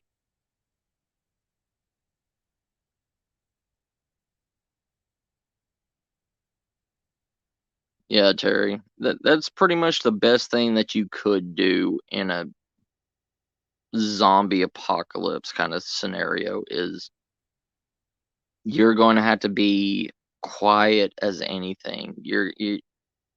Stealth. I think stealth would overcome anything else. Awesome. All right, we'll do this. I got a lot of like survival games and everything that I play. Well, mm, I collected them and everything because they had you know, useful information and stuff. And each one's got different scenarios and stuff, but a lot of them are zombie-based games.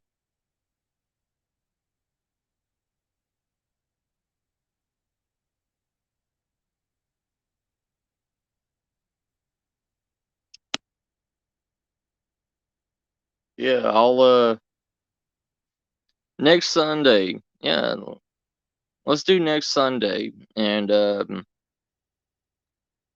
I'll bring out my Oregon Trail game, the one where you have to survive during the Oregon Trail, but in a zombie apocalypse, and I can have up to like 6 people in a group.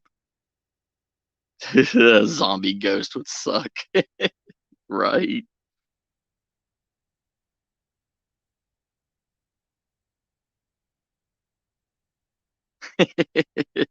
All right, CR brother, you take care. Love you, bro. All right, family. Yeah, I got to get up early in the morning for work and everything. I just wanted to have some fun with y'all and do a little, you know, question game. All right, family. Good night, trying brother. Take care. Take care, Steven. Take care, Terry, Ash, Ryan, everybody else that came by. Thank y'all for coming by. Awesome. Thank you, Terry. Yeah, we'll do this every Sunday around this time. Maybe earlier if it's a different kind of survival game. But if it's anything doing with like end of the world kind of stuff, we'll do it at night. All right, family. I love y'all. Y'all take care, and I'll see y'all later. Bye. Bye, fam.